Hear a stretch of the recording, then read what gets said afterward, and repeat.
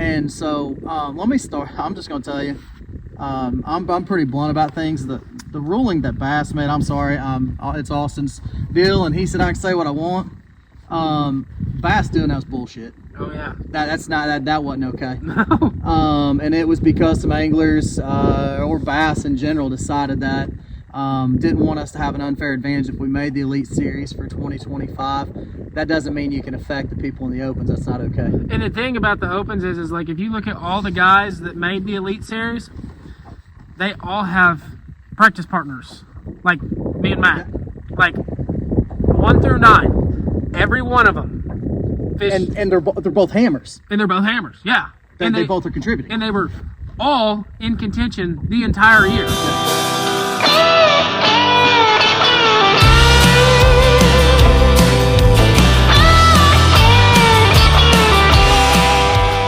Alright guys, well, this video is really good. It is really good. There's a lot of good stuff in this thing about the Bassmaster Opens, kind of behind the scenes, that kind of deal.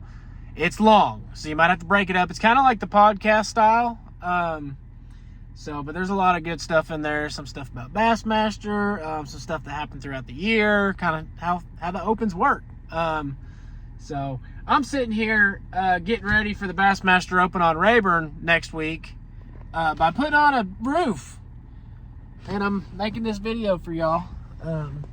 Yeah, over here practicing for the Open, putting on this giant roof. Great timing. I tried to squeeze it all right before the season starts. That way I can fish the whole way. But let's just do the biggest roof I'm going to do all year right before I'm supposed to leave. So we'll get it done. Hope you liked the video. We're going to do something a little different. I know y'all probably can't see me over this graph. I don't even know how to work this. Oh, yeah, I do. Check this out. Watch this thing.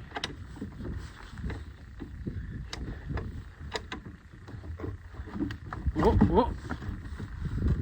See that? I know how to work my own boat.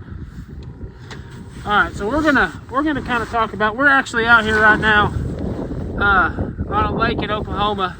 This is Matt Adams, by the way.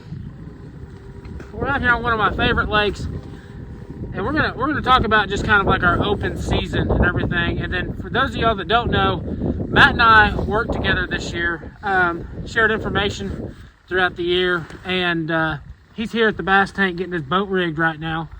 So I took him out here to this lake that I freaking smash him on, and I don't understand what's going on. There's like roamers everywhere, and we've been getting them so close to get to bite, and we finally figured out how to catch the dang things. They are all white bass. Every bass we've thrown at today is a white bass, and we've been catching crappie. I have no idea. This lake has tons of bass, but you know, I'm sorry, Matt. This lake's kind of shitty. We can say anything we want on this except for the F word. So this lake's being shitty. But yeah. Well, anyways, this is Matt Adams, and we're gonna kind of go through our open season. So let's we'll start down in Okeechobee. Down in Okeechobee, Matt and I both made the top 10, and that's how we met. And I think, did you beat me in that tournament? I think. I don't know. It's close. I think we actually, if I remember right, we might have even been tied going into day 3.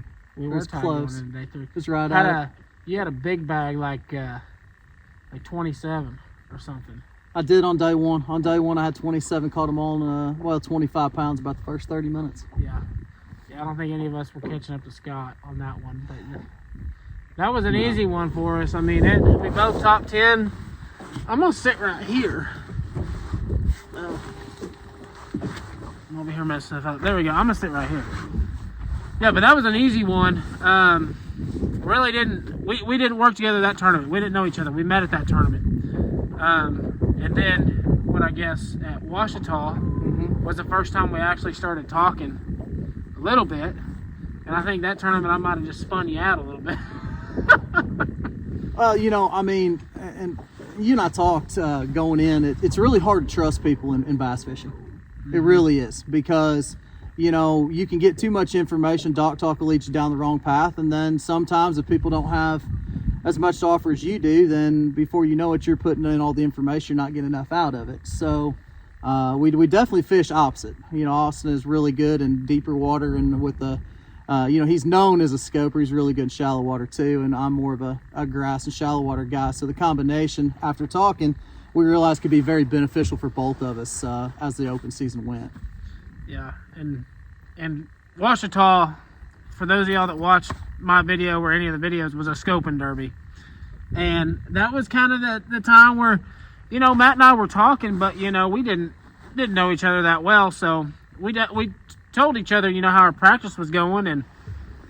And you know, I had a good day, and I told Matt, and probably spun him out a little bit. But I think we both had decent finishes there. I think I grabbed the last check. You finished in the 60s, which, you know, ain't a bad finish in the opens. But Santee Cooper is really where we started, and, you know, that's Matt saved my ass. Matt, let's see, tell him about your well, let's back up before we start talking about Santee and how I quote unquote saved your ass. You know, here's the thing, I did get a little spun out in practice at Ouachita. I had a tough practice, and you know, Austin relaying to me, not necessarily in fine detail at this point, but the fact that he was still able to catch him scoping and what he was doing a little bit kind of steered me back in the right direction, let me kind of figure things out in the last day of practice. And should have had a better tournament. I lost a couple big fish on day one, but day two ultimately was able to salvage a tournament. Sometimes in the opens, salvaging is worth a lot.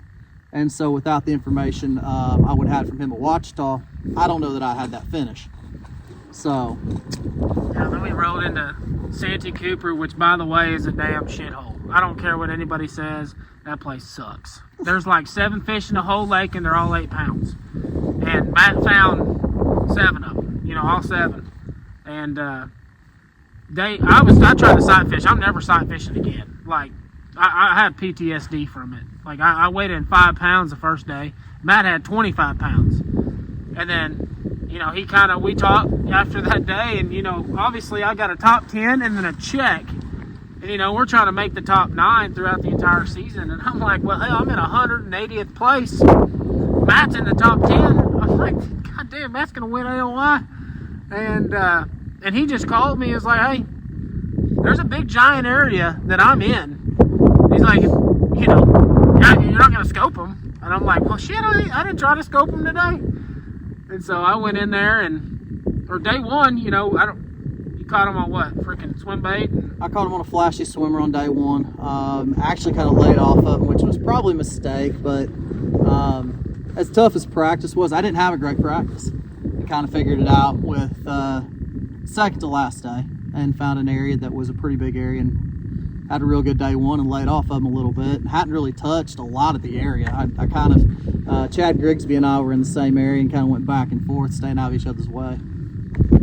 Yeah, and then he called me on the night after day one and was like, hey, come in there. And you know, I was like, okay, well, I mean, I don't have anything else. And I had some sight fish that I was going to try and do it again. And I was like, well, I'll give it a couple hours in that area. You know, he said, this is where I'm fishing. And I just kind of went to the opposite end of the area, giant area. And I figured out a little deal over there with the chatterbait, and ended up catching 20 pounds that day. Saved my season, finished like 115th. Matt went on to catch, I don't know what you had, day two. I think almost 25. Yeah, almost 20. Nah, 24, 25. I mean, I was just under 50 and somehow barely snuck in the top 10. That's how crazy those weights were in that tournament. Yeah, and it looks really good on paper. I'm gonna say that lake sucks. But yeah, that's that right there. You know, that 20-pound bag come from a little bit of help. I don't catch 20 pounds without Matt that tournament, and it jumps me up back into like 115th place, which is my bomb for the year. And I think I was sitting at 25th in the points, which isn't terrible after 3 tournaments. Matt was in the top 10, obviously. I mean, you were probably top 5, honestly. Yeah, I think I was third after that one. Third. That didn't last very damn long. And then, where did we go? Yeah, and that's kind of when we decided that we were going to really start to work together after that tournament. And what was the next one? Oh, yeah. Went home. Logan Martin, yeah. Yeah, where I shit all over myself. Yeah. And Logan Martin's where Matt's from. And I feel like that tournament, we didn't really know how to work with each other yet. So we were kind of just like, I don't know, like he knows a lot about the lake, you know. And so I did a little bit of scoping, and then basically it was just checking all of the knowledge that Matt had, and you know, we weren't trying to find a pattern or anything like that. And so I think that's where we kind of messed up, was what we just kind of were just, there was so much stuff that Matt had history from that we were just checking. And shit, the first day we both had decent days, and then after that we just freaking hit the struggle bus and really didn't pan out the way we wanted. And I wasn't doing what I should have been doing, you know. And then you were up there doing what you like to be doing, and so that's where like us being a little bit different, you know, we could have played into our advantage, but I feel like we just kind of both did the same thing, you know. And I think that's where we messed up. We literally finished 64th and 65th. Yeah, I think so. On the same fish. we were there at a tough time. It's a lot of people that don't know about Logan Martin. That is, they're bringing the water up. A lot of those fish spawn late, and I knew that, and tried to kind of force that to work. And you know, obviously day 2, I lost 3 fish that would have probably put me in contention for top 10 again. But just really, I wish we could go back and redo that event. That event there still doesn't sit well with me. No. Where we go after that? St. Clair? Eufaula. Oh, we went to Eufaula. Then you come home. I came home. Yeah. We went to his house, then we went to my house. And my house sucked, by the way. Your house sucked. And I obviously know a lot about Lake Eufaula in Oklahoma. And we actually fished a Toyota series together a month or so prior to that. And there's an area that I like to fish that I knew that he would freaking eat it up. And so you kind of got a glimpse of that in the Toyota series. And then in the Open was really, really tough. Was it June, something like that? It was June. Hot. And, you know, at Eufaula, growing up, you know, I fished shallow. Like my whole life at Eufaula, just fishing shallow, and it was always pretty good in this section of the lake. And Matt took a liking to it. And so Matt's down there, and then I'm up in the clean water doing my deal, and Matt's like, dude, these fish in this grass, like, they're freaking going nuts. And I'm like, okay, well, I had showed him where all the grass is in that area, and he's down there, he's looking for more, and I kept telling him, I said, there's not any more, I know where it's all at. Well, sure as shit, he freaking finds a mile of grass that I never even knew was there. And so I run down there, and it's ridiculous. You know, the water's high, it's falling, but it hasn't fallen enough. There's still water in it, and they're chewing a frog. It's ridiculous. And day 1 starts. Okay, my plan is I'm going to go down there with him and go catch all them frogfish, because there were big ones, and nobody was down there. And he gets an early boat draw. This just shows in the Opens, like, a boat draw can dictate your tournament. Like, Matt, well, I don't even know what boat you were. Like, I was early. I mean, I don't remember exactly what boat number, but I think I was in the top 40 in boat number. And you down there and had like 12 pounds before I even freaking knew what hit him. First 3 casts caught a fish. Yeah. And I get down there and struggle to catch a limit. Catch like 9 pounds. And I don't even remember what you had. What the hell did you even do that day? 17, I think. You know, it was one of those deals, like Austin said, boat number definitely dictated the success early. And those fish, 2 days previous, those fish were just loaded in that grass. And it was pretty dumb. It was a lot of fun. And without him telling me where the grass was on the other side of the lake, we never would have found this. And luckily, I got down there with my boat number and caught 3 fish and 3 casts to start the day, and was kind of able to bounce around and junk it up, so to speak, and was able to, later in the day, went back up to the clear water and caught one big one busting bait. which kind of put the bag over the top. So, And you're in the top 10 that tournament too. yes. Hey, look, I either top 10 or I freaking sucked. Yeah. I No. either shit all over myself or did really well. No, That I was the can story show of the you year. what suck looks like. I got a couple of them. Yeah, me too. It's called Lake Martin. Yeah. Well, We'll get to freaking, yeah, we'll get to that. And then, let's see, day 2, I just went to the clean water and I caught me 14 pounds. Got back in it, got me a check. I don't even know what you did on day 2. I started in the grass again, and it was okay. I think I caught 3 or 4 keepers right off the bat early. Same thing. Kind of junked it up again and caught one here, caught one there, and a high spot that was down in the dirty water that Austin and I found in practice. I went to it, and while having a cussing competition with a pontoon boat, proceeded to catch one that was almost 5. And, I got lucky both days and had a difference-making fish, kind of a one-off situation that put the bag over the top for both days. And then you top 10 that one too. Yes. 3 top 10s. In 4 tournaments? That'd be 5. 5 tournaments? 5. 3 top 10s and 5 tournaments and wasn't leading the points. And shit all over myself in my home lake. Yeah. Yeah. Yeah. But, I mean, still, that was 60th place. I mean, that wasn't a big deal. These opens freaking, you had 3 top 10s. After 5 tournaments, 3 top 10s, what place were you in? I think it's 5th or 6th. That's ridiculous. Yeah. East That's of just how good those guys are. East of Father catches a 9-pounder. I fished there my whole life, never caught a 9-pounder there. You and I both fished that straight. I fished that during Toyota Series, and you checked it in practice. And I caught him there all winter. yeah. Like, literally, I saw it on live, and I was like, it needs to go to that point right there. And he freaking trolling motors over there. And freaking, Easton does what Easton does, you know. Catches a dang 9-pounder. Yeah. And what's crazy is in that Toyota Series, in practice, I shook a fish off right there. It was on a chatterbait. The lake was flooded in the Toyota Series. And then you caught one there in the Toyota Series. I never even fished the damn thing in the open. I drove right by it, caught a 4-pounder off the hump right next to it, and freaking, he slides up and catches a 9-pounder. I mean, those guys are so freaking good. Like, it's ridiculous. Yeah. So you follow, I finished like 20 something. Matt, another top 10. And then we go to St. Clair. Best fishery in the country. 100%. Without a doubt. Like, it's like St. Lawrence River is probably the best fishing, like fishery, smallmouth fishery in the country, as far as weight. But as far as like 3 to 4 pounders, St. Clair's hands down the best I've ever been to. And in practice, this is kind of where I don't know.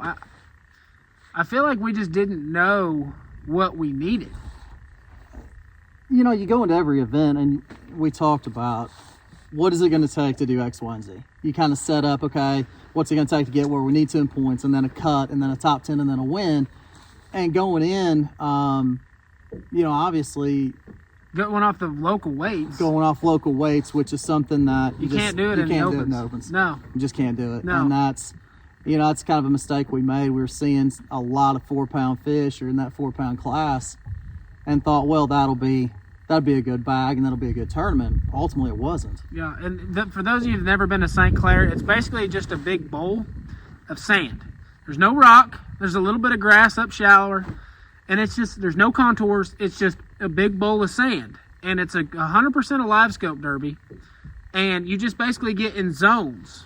You just pick a zones. And we had a place, we had 2 boxes is what we did. I mean, I'm talking miles. Big boxes. Big boxes. When there was 2 boxes, Matt found 1 box and basically would find the end of the zone. And I would find the end of the zone.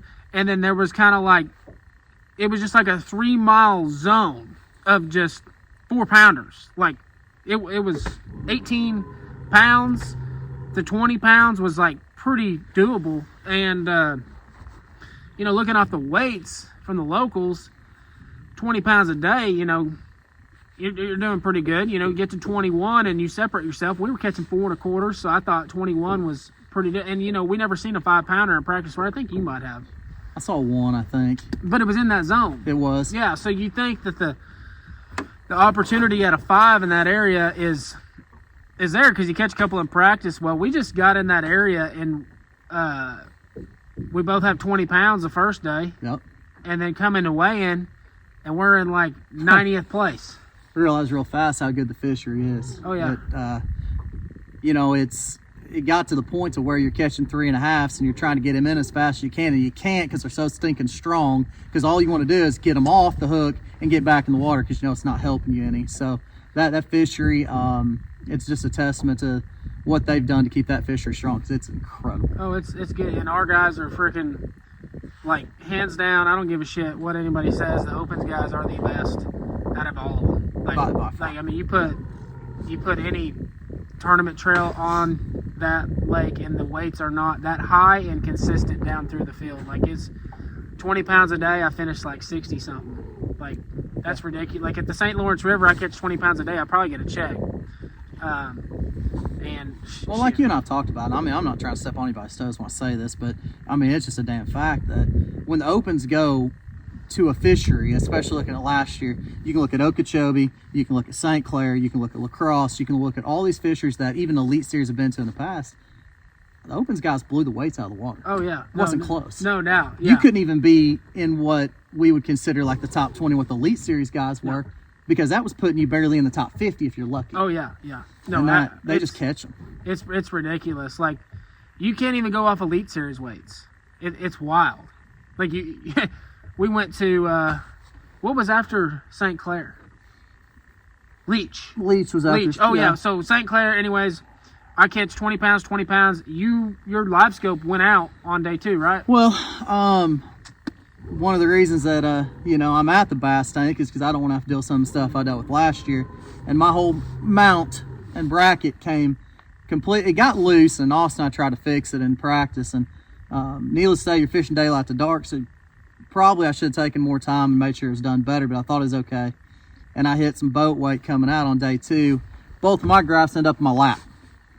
So lost live scope up front, lost connection between my two birds to see my waypoint. So I basically fan casted most of the day. Was able to salvage a 17 pounds, which sounds bad to say salvage, but that's like catching 10 most places. Yeah. So that was my bomb for the year. I finished over 103rd or 105th. I don't know, just over 100th. So that was my bomb. And that place, like, you're out in the middle of the lake. You can see maybe one bank, and like your graphs, you have to have them because you don't know where the hell you're at. I mean, because there's no landmarks, no nothing. And I can see that 100%. I mean, I'd probably been up there throwing a damn chatterbait if my shit came out. Well, I don't know, but I mean, whatever. That whole deal was we were just in the wrong area, and we were satisfied with 21 pounds a day when really we needed 25. And I just didn't think, going off of any weights that have ever been there, it has never taken 25 pounds a day. Not close. No, absolutely not. 22, 23s are big bags, and we had a 27-pound bag. I mean, it's absolutely freaking ridiculous. Trevor dropped a bag on day 1. Yeah. Giant bag 27, on day 1. Try to ride it out and shit. I mean, because you got Elite Series guys on there, and then you got Trevor caught him good that one day. And then, backed it up with some decent bags. And then you got Jay Shakir, Elite Series guy. Jamie Bruce, absolute freaking... He's a monster up north. Freaking monster, dude. Yeah, he's a monster up north. Dude's freaking insane. I mean, I think he was trying to top 10 every damn, open he fished last year. He fished 1 division. Dude's freaking insane. Yeah, he's good. But, yeah, I mean, where you were at after St. Clair. I mean, you were probably hanging around the top 10. I was anywhere between. I don't think I ever fell below like about 12th. Yeah. So I was somewhere in that range. Mm-hmm. Yeah, I wasn't in a very good mindset after I left. I was pretty pissed off after that event. Yeah, the place. I mean, you have the time of your life, and then go home with not shit. Yeah. And it's a long drive home, and it's I mean, I finished 6th. I don't think I moved. I think I stayed in like 25th or something. Then we went to what? Leech? What's a leech? Leech was the one that I felt like I could win. Okeechobee had never felt like I could win that one because Scott was freaking banging them out. But Leech, I felt like I could win after practice. I mean, I was freaking figured out a deal that and everybody but Easton Fothergill did not figure out. And I break down like the first day, and I'm gonna hit pause on this real quick. I got a phone call coming. All right, where the hell were we? We were at We're at Leech. Leech. So I freaking best practice I had all year. Right in my wheelhouse. Figured out a couple different deals, and this is one that like would fall into like my wheelhouse when it comes to the team that was trying to make the Elite Series. And so, I mean, I had a pretty good practice. You had a pretty good practice too, but you would have like long periods of time where you'd lose confidence and all that stuff. And Matt was really struggling with the confidence on this one. And so there's a certain type of structure out there that you would not think of.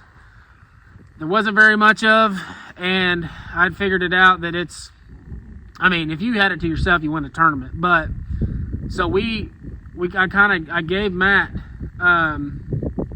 basically half of those, and because just to get him going, you know, because it's good days and bad days, you know, and the largemouth wasn't really what we wanted to see.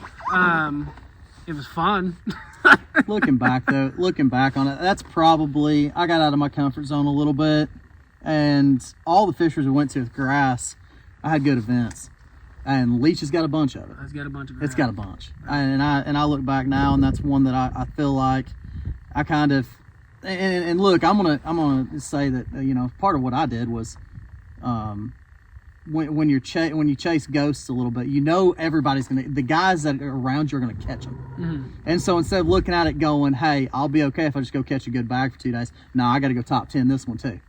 And so the pressure later in the year probably made me make a very poor decision there, especially on day one. I probably should have concentrated more on largemouth because, you know, you're talking frog, punch, thick grass. That's what I'm strong at. And instead, I decided to go chase the brown fish. And you're nice enough to split some of your stuff with me. And I catch a 4.8 and a 4.6 right off the bat on day one, and flat out couldn't get bit the rest of the day. And what's crazy is, like, you know, like whenever you're catching them, you know, it's real easy to you know, give advice and all that crap, you know, because you're, you know, on top of the world. And I'm freaking telling Matt this whole time, I'm like, hey, freaking go fish for smallmouth in the morning, then go fish for largemouth till you get to your safe bag, you know? And I think that you knew that I was, well, let's go into day one real quick. This is kind of what happened. So I freaking break down. I catch a 4-pounder, like third cast. I break down, run back to the ramp, trolling motor's gone. I come back at 9:30. I hit 2 spots, catch 21 pounds, like that. And I'm like, okay, I'm good. I run into Matt on the water, and I'm thinking, oh my God, this, you know, he's fishing the same stuff I am. It's on fire. And freaking, I tell Matt, you know, I got 20 pounds, and it's 10 o'clock. Yeah, it's early. Yeah, and going back, I wish I wouldn't have said that. But I mean, it's like I have to tell you, but you know, like I feel like you had 2 good ones in the box, and I don't know if it, like, because you're just like, well, he's catching 20, they're there to be caught, you know. And I don't know what we do in that situation there, but I think it's a decision-making thing. Because, I mean, in the end, I split at about 11 and said, I'm going to go catch largemouth. And I'm punching grass, and my co-angler behind me is throwing a frog, and which is much more of what I'd rather be doing. And he catches 2 3.5 pounders. Yeah. So decision-making, timing, poor decision-making more or less on my end. I don't think there's anything wrong there. It's you know, that lake is definitely a rotation thing. We figured that out the hard way. Which, you want to go into that? Or you want me to? You go. What you going to? So going into day 2, you know, I knew where Austin was. So I'm in the top 10. Yeah. Got a camera, so it's all live. The top 10 all have a camera day 1 because we had a cancellation day. So this is day 2, final day. Everybody's got a camera, and he kind of witnessed what went down. I have no idea. So I decided to change the rotation a little bit, and there's some stuff that I waited too long on to hit on day 1 that realized coming in on day 2 I'd waited too long. Started there, once again, catch it 4.5 right off the bat, and I decided to change rotation, about third rotation. I realized that Easton Fothergill, who won the tournament, was in the same area. So obviously I gave him plenty of room. I'm not getting anywhere close to him. And so I go down from him a little bit. And the next spot I thought about fishing, I watch him and the group following him pick up trolling motor, and gone they go, and sets right down on the next spot I was going to go to. Now keep in mind, this is stuff that Austin, you and I were sharing.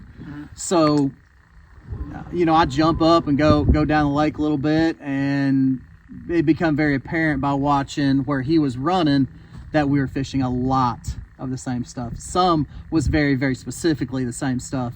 And so at that point, I realized on day one, more than likely, I got in a very bad rotation. Yeah. And so... And day two is whenever I got fishing behind Easton. Yes. And I didn't know I was fishing behind Easton. And he said that freaking Easton would pull up and leave, and then about 10 minutes later, I'd be right behind him fishing the same stuff over and over and over and over again. And on live, a lot of my buddies, you know, watched us fish the same stuff on live that you could see landmarks, and I got behind in there. And then day two, I only had 14 pounds, jumped off a giant at the end. Oh my God. Well, that honestly, seeing you and Easton running the same stuff kind of saved me, because it saved me for the simple fact that when I saw you guys running the same stuff, I knew I'd gotten a bad rotation on day one, and it was something that you and I'd found on practice on day one. And it was a big area, and I had kind of assumed there'd be a lot of pressure. There wasn't no pressure. No. None. And so I ended up, I think I had about 14 or 15 pounds whenever I saw you about, I don't know, it was about 10 o'clock, 11 o'clock. And I just said, forget it. I'm going to go out to the big area. I figure I'll be around boats, go out there, and there's no one there. No one. I was able to call 3 times and bounce that upper 19 mark. You know, hindsight's 2020. Like we talked about decision making, I wish I could go back and do that all over again. Yeah. I'd have been out there for 2 days. Yeah. Oh yeah. Yeah, you probably would have got a check at least. Yeah. Yeah. I mean, that one right there, that day two got tough. If you caught 20 on day two, you top 10. If you caught them the day before, yeah. And so I ended up in like... Because they fell off. Day two fell off. That was the one tournament. Yeah, that was the one tournament. They just straight down. Yeah, it was bad. It took, after day one, the check cut was like, what, 18, 19? Yeah. And then it took like a heavy 16 a day to get paid in that tournament. Like, it fell off. That's because the pressure just... That lake does not handle pressure well. No, and it... You know, we go back next year. I'm looking forward to that one. Hopefully too many people didn't figure it out off of all the media. If you haven't noticed, I deleted my Leech Lake video. That shit been gone. As soon as they released the schedule, it was gone. Right. That's right. I deleted that damn thing. I don't know why I posted it in the first place. But, yeah, I mean, I finished... You were in the hundreds, and then you come back and you're in the 50s after day two. Yeah, if I'd have just caught a limit on day one, I'd have been up there, you know, again, and once again, decision making. Yep. And I finished in the 20s, 21st, 22nd, something like that. And it was a good finish, and I'm looking forward to going back to that. That's a good fishery. Oh, it's good. That's a good fishery. I love that place. The town was awesome. And Walker, Minnesota. There was the biggest crowd of the year. The support we got there was amazing. I mean, that they showed up, showed out. That was a really fun tournament. It was my favorite tournament of the year. Yeah, for sure. And then we went to that shithole. I liked it. So here's the deal. So like at Leech, you know, freaking Matt's like spun out and everything, and I'm like, okay, hey, listen, like if you need to go catch some, here's some places to go do it. You know, I found a shitload of stuff. And I gave Matt some really good stuff, just kind of settle him down, you know, like, cause, you know, if you're struggling, hey, like, go do this, you know, give me another option. And then the lacrosse tournament we run to in the Mississippi River was when that press release came out from Bass. That no information, or no, they allowed information to the Elite Series, and then they retracted that, and now the Opens guys because we're all in contention to qualify for the elites, you're in the top 10, and after Leach, I'm in 13th, you know? And no, I think you were like 11th, and I was 13th. So we were like right there on the door knocking in. And so we're freaking pumped, you know? We're both close, real close. It's hard to go that far and stay that close. And we get to lacrosse, and it's like we do 1 day of practice, I think. And, I think it was. Yeah, 1 day of practice. Everything's normal, whatever. We're catching them, having a good time. Hold on, Cheyenne's coming. Okay. All right, we're back. Sorry, people keep calling us. We're back to your shithole, but one of my favorites. Oh, yeah. Yeah, so, you know, we can't share information after day 1 of practice. And, oh, God. I just sat on my gear shift. So, can't get information after day 1 of practice, which is fine, you know, because, like, we had, you know, there's a lot of fish in that place. They're not, you know, I thought they weren't that hard to catch. But, anyways, we both think we're going to catch them in the tournament. Like, we're both kind of on them, right? I got a little bit of smallmouth deal going on, along with the frog, and then you're, like, all in on the frog. Yeah. And, we didn't talk in practice about fishing at all, and we end up in the same area. Well, and it's, you know, when I went down pre-fish. Let's start with that. I went down pre-fished, and you know, we did talk at that point about some things you'd seen in the past. I've been there for a BFL regional. I've been there, and I'd been there once. And it was that area, and it was essentially close to that area that you and I talked about. And so I'd found, and really where I started on day 1 was the opposite side of where you were going to later on, where I saw you later in the day. Yeah. And so let me start. I'm just going to tell you, I'm pretty blunt about things. The ruling that Bass made, I'm sorry, it's Austin's deal, and he said I can say what I want. Bass doing that was bullshit. Oh yeah. That wasn't okay. No. And it was because some anglers or Bass in general decided that didn't want us to have an unfair advantage if we made the Elite Series for 2025. That doesn't mean you can affect the people in the Opens. That's not okay. And the thing about the Opens is like, if you look at all the guys that made the Elite Series, they all have practice partners, like me and Matt. Yeah. Like 1 through 9, every one of them fish. And they're both hammers. And they're both hammers, yeah. And they both are contributing. And they were all in contention the entire year. Yeah. Okay? And we just got off Leach, where freaking I gave you some stuff at Leach. Yeah. You freaking come back, and you were in the hundreds, and now you're at 50th place. You know, saved the damn tournament. And so now, freaking, I roll into an area, the water drop, they're gone. I'm trying to figure it out. I'm going through this duckweed, just mowing it down with the trolling motor. Got it on high, and I'm cruising around, and my trolling motor goes out. And I'm just like, screw it, I'm just going to deal with it. And Matt rolls up in that area. No, he was leaving that area. I seen him leaving the area. And he's like... I can't say anything. I'm like, yeah. Hi. Yeah. I mean, hey, how many you got? That's just the conversation. I said, I ain't got shit. And so, you know, I figured I got very fortunate that so a spot that I found that was in that general area, pre-fishing, pre-practice. And I pulled up, and that I saw there was 2 other boats in the general area where I want to start. Well, this was kind of on the outside, but there was some current flow. There was some flow going multiple directions. I said, well, you know what? I'm going to start here, and then I'll kind of work my way in. Well, I catch like a giant right off, about like 4-pounder right off the bat. And what I thought was a giant, you know, lacrosse. Oh, yeah. The Opens showed that, Opens guy showed that lacrosse is definitely a code they can crack. Didn't expect that either, but I guess I should have. But I caught that fish and then started to realize those fish started pulling out because the water started falling. And like Austin said, I had a limit and had a good bag by, what time did I run into you? Maybe 9:30? Yeah, 9:30? I had 0. No, I had 2 because I caught 2 on my smallmouth, 2 largemouth off my smallmouth stuff.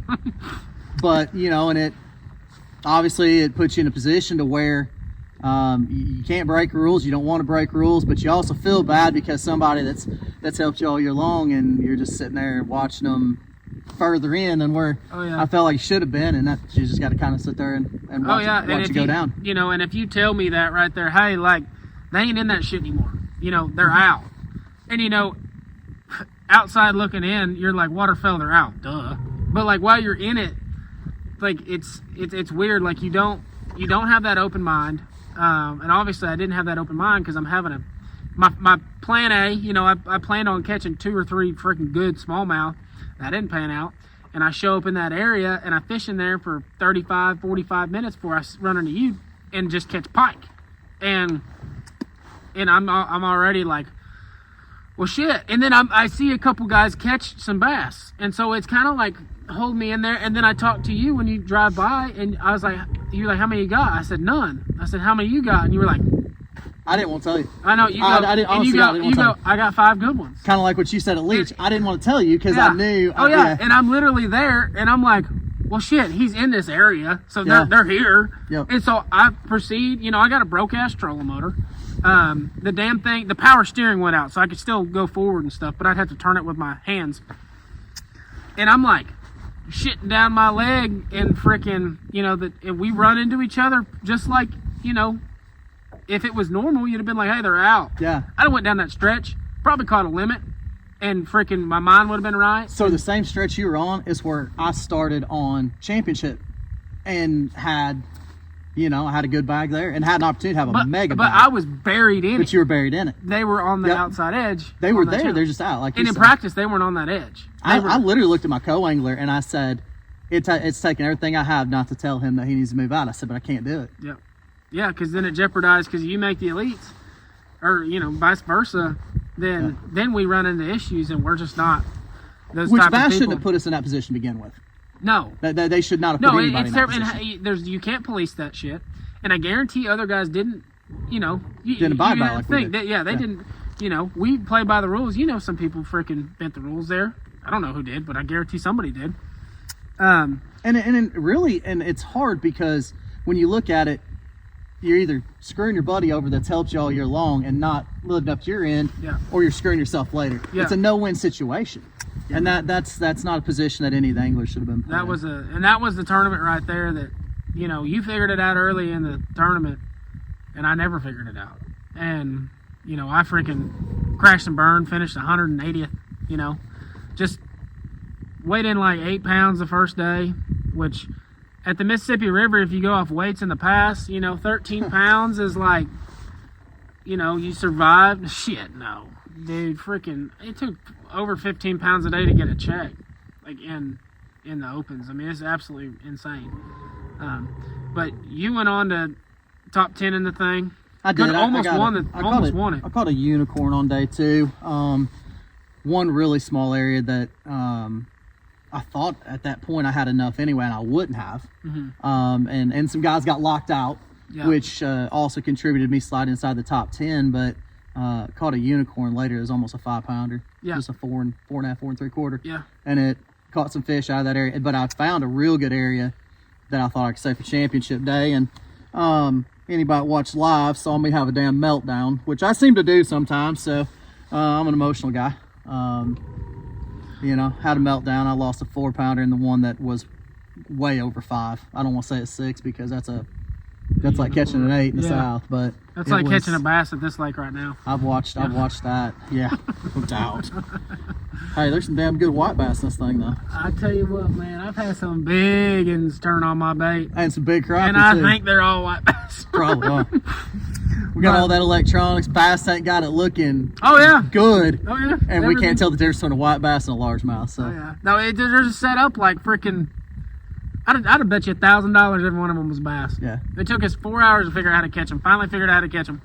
Catch them every damn cast. Now it did take me 2.5 hours just to fill my damn hands too. Oh yeah. No, it was 16 degrees this morning. We hadn't been able to cast for the past 3 hours, and it's actually warming up right now. It ain't too bad. It's probably 28. But anyways, you top 10 Mississippi. I bomb out. My elite series is done. I'm done. So and you know, that's what I was telling you earlier. Like, it really sucks too because I kind of got put in a bad spot. You know, like obviously I should have figured that out on my own, but you know, everybody in the opens knows that like let's try to do it on your own. Very few can do it on your own. I try to do it on my own my whole opens career. That's the first year I've ever worked with anybody. And it really made, because I stayed in the top 20 pretty much the whole year. And going into lacrosse, I'm in like 13th. And so like I finished 180th there.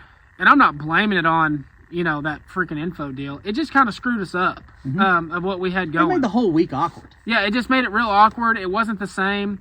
And, I had a damn top 20 season because going into the next one, I come back and freaking catch them, And so just finishing that bad, I'm not saying I'd have finished, in the top 10 with freaking Matt helping me out there whenever I'm freaking spun out. But I'd have got out of the hundreds, Like I would have caught me freaking 12, 13 pounds that day and probably would have came back with 15 or 14. I don't know. I mean, day 2, I've had the bites to, have 16 pounds. Say I finish 100. That's 80 places. I think I finished overall like 25 in the points. Well, if I get those 100 points like I should, like me not sucking, and which is pretty not too hard to ask for, shit, I got a top 20 season, which looks good for sponsors and like actually shows like what, I had a really good year and all that shit. And I'm in 25th, and it's like, oh yeah, he did good. But it ain't like a top 20 season where it's like, oh yeah, he was close. It looks real bad now. And that's what that tournament did. It just basically wiped my whole season away. And 25th in the points, ain't bad, but it ain't what we want. And no, but it just shows, your room for error in this. Oh yeah, like the room for error in this is so small. Oh yeah, it is so small. Yeah, I mean, just like we talked about St. Clair, if you go from 20 to 22 pounds, which is just one fish a day, you're jumping up 50 spots. Yep. It's there's just not a lot of room for error, and when you have one of those, you can get by with one, but when you have the second one, your season's probably done, especially if it's 180th. I mean, you got to do what Emil Wagner did and just top 10 and all the rest of them. God, you want to talk about impressive? Oh yeah, that's he insane. had such a great run. That's insane, dude. Yeah, I mean, trust me, I've bombed the first tournament every year for like 4 years in a row and fought back, but not like that. Oh, Okeechobee's once scared me. Shit, this guy scared everybody. I'm like, oh yeah. Me and Kyle Patrick talked before the season. We were like, at Lake Okeechobee, 5 of the top 10 in that group will make the Elite Series, and I bet. I know who was in top 10. Tucker Smith, Bo, Emil Wagner, freaking 2 9-pounders at Washington. Evan Kung. There's 4 right there. And then I think Easton close. Easton made the cut. Did Easton make the cut? Easton made the cut. I think that was. He did make the cut. No, he made the cut. He caught a giant Okeechobee too. So yeah, I mean, you're talking at least 4 or 5 guys. Yeah, that's the only tournament that we beat them. Yeah. No, just kidding. Yeah, I donated to the Easton Fothergill Fund a lot this last year. Yeah, but, he's incredible. But then so I'm out of the points. I'm in like 29th or something, and then Matt's in because he top 10s that one. You're tied for 9th. Tied for 9th with Evan Kung, right? No, I was tied with Bo. Bo Browning. Yeah, I was tied with Bo. So we go to it was supposed to be at Hartwell, rescheduled to Lake Martin. Lake Martin. Going back home again. Yeah, going back home again for you. Yeah. Home doesn't seem to be where the heart is for me. Yeah. So. And you can kind of elaborate on that. I was. The thing about Lake Martin is it's a lot of fish, not a lot of big fish. I'd fished a lot of tournaments that time of year. Obviously when it gets moved, I got a bunch of phone calls, and I was excited about it getting moved. I had a lot of experience there, and I knew a lot of other guys didn't have the opportunity to go pre-fish, didn't have a lot of experience there, so I felt like it kind of worked in my favor. I kind of, the one thing that I'd done all year long, I mean, you'd refer to it as the pinball method. I'd always kind of fished by the seat of my pants all year. Oh yeah. I did. Yeah, I call Matt pinball. You see the way he fishes. I'll call him and be like, hey, where you at? Oh, I'm down here by the dam. It sucks. I said, okay. Call him about 30 minutes later. I said, where you at? Dude, I'm way the hell up the river, man. There's a lot of depth on this bank. I think I'm going to catch him here. And I'm like, God damn, like freaking, what the hell? And then I call him 30 minutes later, and I'm like, did you catch him in that river? He goes, Oh, no, dude. I'm by takeoff. That river sucked. And pinball. Yeah, I mean, and it was more efficient by the seat of my pants. And, you know, going back to Okeechobee, hell, I found something nobody else found. I found a little bitty backwater pond that had literally, you know, my cameraman on day 3 is like, where are we going? Yeah. I pushed my boat through some nasty stuff. And, you know, just finding something that felt right. And instead of doing that at Martin and fishing with an open mind, I went into it with the idea that I've got to make Evan and Bo beat me instead of me just going out and beating them. Yeah. And a lot of the stuff that I saw on live reiterated the mistakes I made.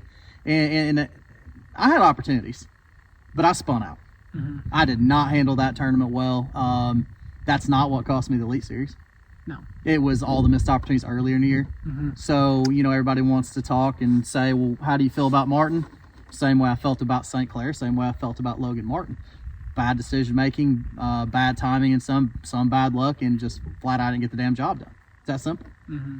So there's a fine line, and you know, because that tournament we could talk then too, because Hartwell Martin wasn't on the Elite Series schedule, so we're back to normal, right? And like I'm out of it, and so I'm just kind of like trying to give Matt feedback of what I'm seeing, you know, and just kind of stay out of his way, because I'm fishing for a damn check, and there's only 130 boats or whatever. And I felt good about practice. I didn't have a bad practice. No, hell no. I felt pretty good about it. Yeah, it was pretty good. And you caught him day 1.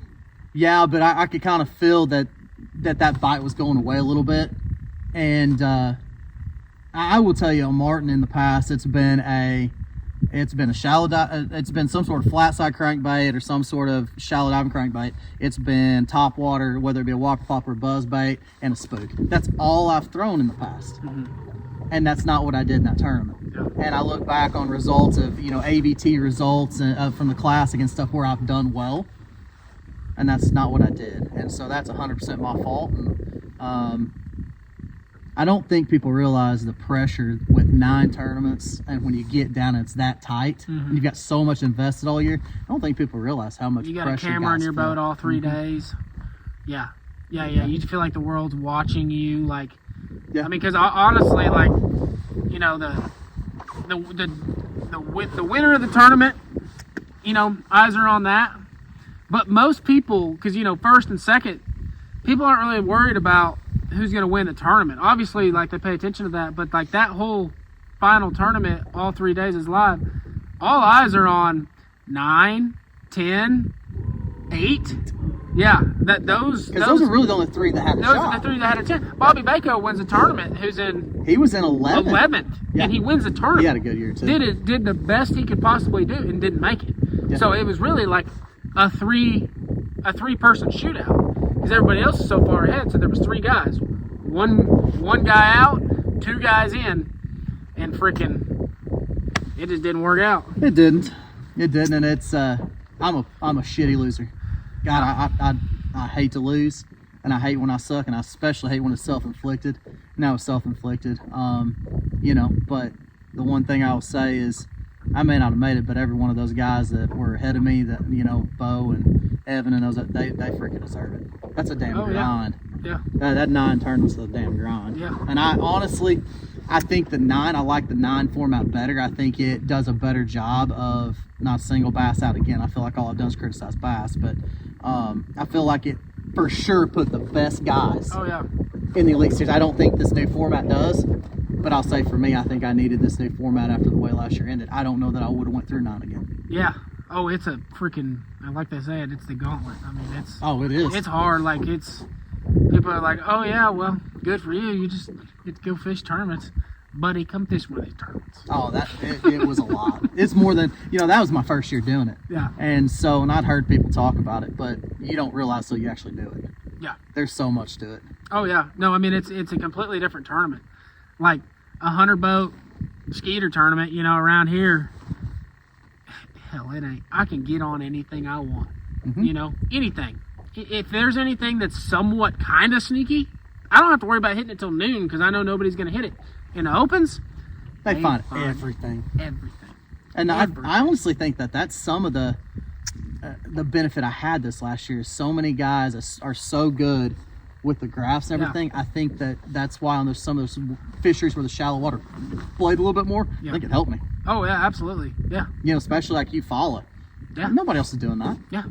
No. Nobody's doing that. Nobody. I didn't see a boat. Me and you were the only ones down there. Never saw a boat. Yeah. Yeah.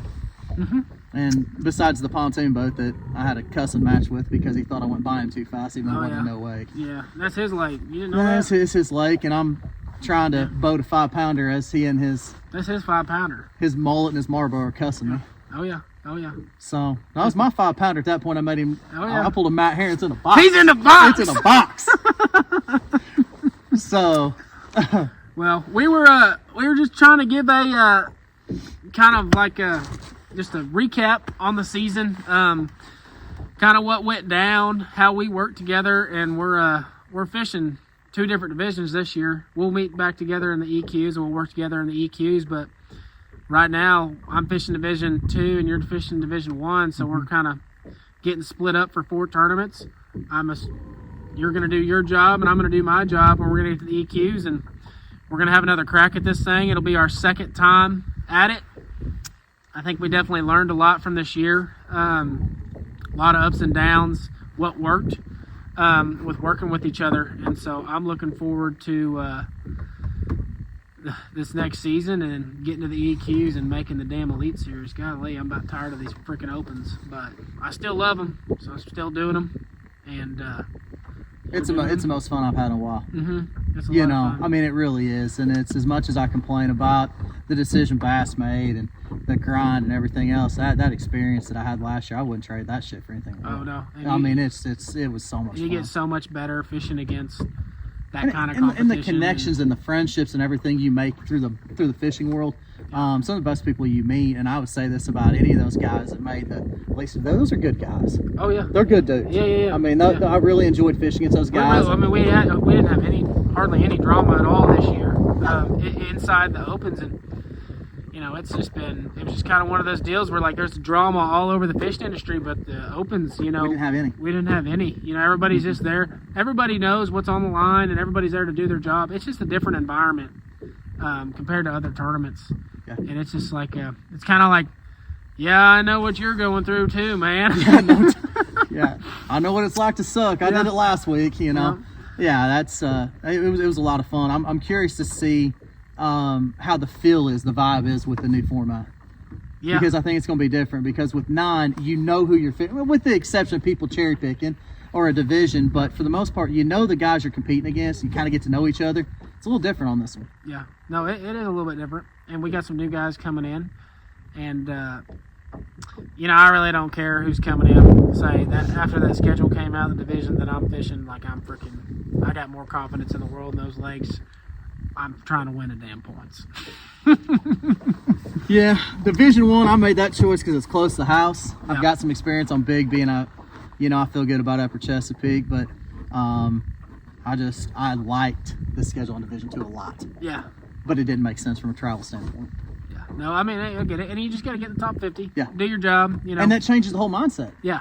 Getting in the top 50 to put yourself there. Oh, yeah. Like, I can tell you right now, I haven't watched a video on Clarks Hill. I haven't thought about Clarks Hill. I ain't been to Clarks Hill. I ain't talked to nobody about Clarks Hill. No. I'm just looking at it going, I feel good about the other 3. Let me get through that one. Oh, yeah. Yeah, no doubt. Just got to be in the top 50. Shit. Well, I go to Rayburn. I hadn't watched crap on Rayburn. Freaking, I went and was looking at, because I got a new boat and I transferred my waypoints, and I just did off of the graph, like not off my front graph off the old boat. And I'm looking and I was like, shit, I ain't got any damn waypoints because I marked them all on my graphs from LiveScope. Yeah. And I'm like, well, I really don't care. Like, I know what I want to do. I'm not worried about it. I'm just going to go fishing. I mean, it's not, the pressure's kind of off for the 4, It is. Yeah. It is, because I don't know how many they're going to have. From what I've seen, it looks like Division 2 is going to be... Oh, it'll be loaded. It's going to be loaded, and there's going to be a lot of boats. I haven't seen a lot of guys fishing Division 1 yet, which... here or there, If I can't finish in the top 50, I don't deserve to make it. Yeah, no, that's we're going to make the top 50. Make top 50 and then go back at it, and hopefully we get some good southern grass fisheries for me in the fall. Yeah. Stay in that grass. All right, well, let's get back. Let's try to catch a bass in this lake. I promise they're here. You notice he said try. We catch a white bass. on the old Scarecrow from Sixth Sense. Y'all don't know about that yet. Scarecrow. The Scarecrow. That's right. That's not its name, but we love it.